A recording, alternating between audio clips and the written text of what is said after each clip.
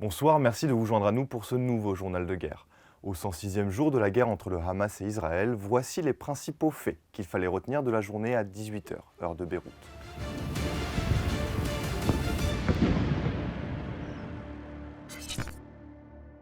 Commençons par la situation à la frontière libano-israélienne.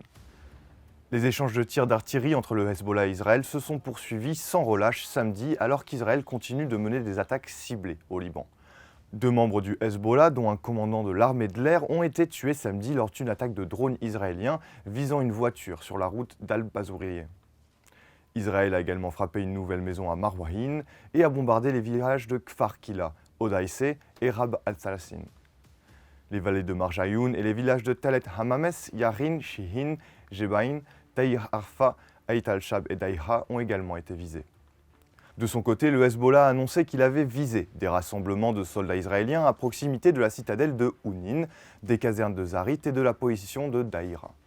Des sirènes d'alarme ont également retenti dans diverses régions israéliennes proches de la frontière libanaise.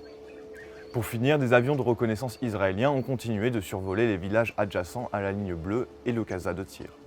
Dans la bande de Gaza, les opérations de l'armée israélienne continuent dans le sud, notamment à Khan Younis, plus grande ville du sud de l'enclave palestinienne. La zone est devenue l'épicentre de combats au sol et de raids aériens. Le Hamas a également fait état d'intenses affrontements dans le nord de Gaza. Selon le ministère de la Santé du territoire assiégé, les frappes israéliennes ont tué 165 Palestiniens ces dernières 24 heures. Depuis le 7 octobre, 24 927 Palestiniens ont été tués et 62 388 autres ont été blessés selon le dernier bilan du ministère de la Santé à Gaza. Côté israélien, le bilan reste le même malgré l'annonce régulière de soldats israéliens morts au combat. Environ 1140 personnes sont mortes selon un décompte de l'AFP basé sur les derniers bilans des autorités israéliennes. À l'international, une frappe attribuée à Israël a fait au moins 10 morts dans la capitale syrienne, à Damas.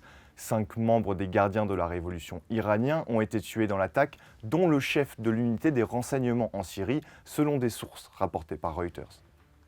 L'Iran a de suite accusé Israël d'avoir mené la frappe qui a touché le quartier de Mazeh et a dénoncé une tentative désespérée de propager l'instabilité et l'insécurité dans la région. La République islamique a menacé l'État hébreu de représailles. Autre actualité, hier, le président américain Joe Biden et le premier ministre israélien Benjamin Netanyahou se sont appelés pour la première fois depuis près d'un mois. John Kirby, un porte-parole de la Maison-Blanche, avait rapporté que Joe Biden croit toujours à la perspective et à la possibilité d'un État palestinien, mais reconnaît qu'il faudra beaucoup de travail pour en arriver là. Des propos qualifiés aujourd'hui d'illusion par le Hamas qui a prévenu que ces déclarations ne dupent pas les Palestiniens.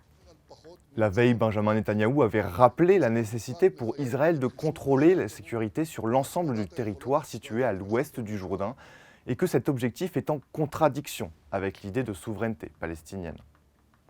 C'est tout pour le récapitulatif d'aujourd'hui. Rendez-vous demain pour un autre tour d'horizon de la situation.